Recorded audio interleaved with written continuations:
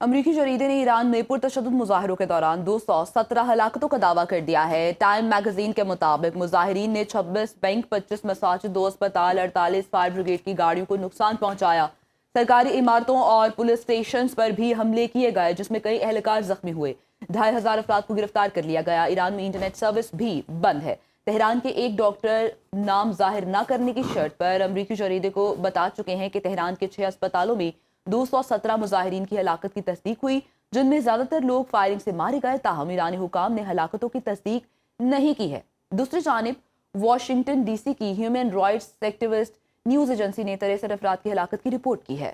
امریکہ اسرائیل کے ساتھ مل کر ایران میں اشتعال اور تشدد کی حوصلہ افزائی کر رہا ہے۔ ایرانی سفیر برائے اقوام متحدہ امیر سعید ایروانی نے سلامتی کونسل کو خط لکھا جس میں امریکی اقدامات کو اقوام متحدہ چارٹر اور عالمی قوانین کی صریحاً خلاف ورزی قرار دیا۔ امریکی اقدامات غیر قانونی اور غیر ذمہ دارانہ ہیں۔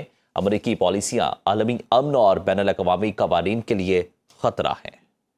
ایران میں کشیدہ صورتحال کے باعث پاکستانی سفارت خان نے سہولت کے لیے کرائسس مینجمنٹ یونٹ قائم کر دیا ہے۔ تہران میں پاکستانی سفیر مدثر ٹیپو نے کہا ہے کہ پاکستانی شہریوں کی معاونت کے لیے 24 گھنٹے رابطہ کیا جا سکتا ہے۔ معلومات کے لیے 3 عہدیداروں کے فون اور لینڈ لائن نمبرز فراہم کر دیے گئے ہیں۔ برطانیہ، جرمنی، فرانس اور ایران میں پرتشدد مظاہروں پر اظہار تشویش۔ تینوں ممالک کے مشترکہ بیان میں ایرانی سیکورٹی فورسز کے ہاتھوں مظاہرین کی ہلاکت پر سخت الفاظ میں مذمت۔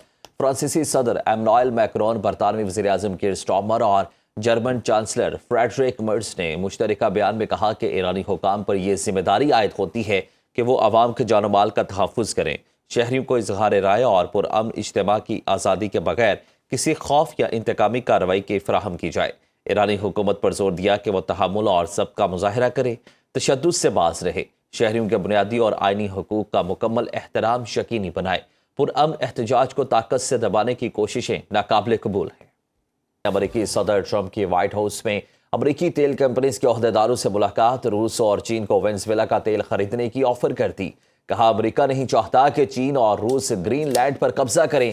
ایران میں مظاہرین کے خلاف طاقت کے استعمال پر ایران کو کارروائی کی دھمکی دے ڈالی۔ ڈونلڈ ٹرمپ کا ایک بار پھر پاک بھارت جنگ میں 8 طیاروں کی تباہی کا ذکر اور وزیر اعظم شہباز شریف کو بھی یاد کرنا نہ بھولے۔ امریکی صدر ڈونلڈ ٹرمپ نے کہا ہے کہ دنیا بھر کے ممالک پر امریکی فوجی حملے کا حکم دینے کا مکمل اختیار رکھتا ہوں۔ اپنے ایک بیان میں امریکی صدر ڈونلڈ ٹرمپ نے کہا کہ بحیثیت کمانڈر ان چیف اپنے اختیارات کی حد کا فیصلہ کرنے والا میں خود ہی ہوں۔ جو واحد چیز مجھے روک سکتی ہے وہ میری اپنی اخلاقیات اور میرا اپنا دماغ ہے۔ نیو یارک ٹائمز کو انٹرویو میں ٹرمپ نے 1 سال سے زائد عرصے تک وینزویلا کے معاملات چلانے اور تیل پر قبضہ رکھنے کے عزائم کا اظہار بھی کیا۔ امریکی جریدے نے ایران میں پرتشدد مظاہروں کے دوران 217 ہلاکتوں کا دعویٰ کر دیا ہے۔ ٹائم میگزین کے مطابق مظاہرین نے 26 بینک، 25 مساجد، 2 اسپتال، 48 فائر بریگیڈ کی گاڑیوں کو نقصان پہنچایا۔ سرکاری عمارتوں اور پولیس اسٹیشنز پر بھی حملے کیے گئے جس میں کئی اہلکار زخمی ہوئے۔ 2500 افراد کو گرفتار کر لیا گیا۔ ایران میں انٹرنیٹ سروس بھی بند ہے۔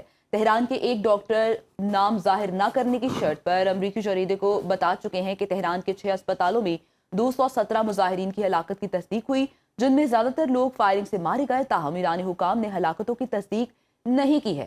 دوسری جانب واشنگٹن ڈی سی کی human rights activist news agency نے 63 افراد کی ہلاکت کی رپورٹ کی ہے۔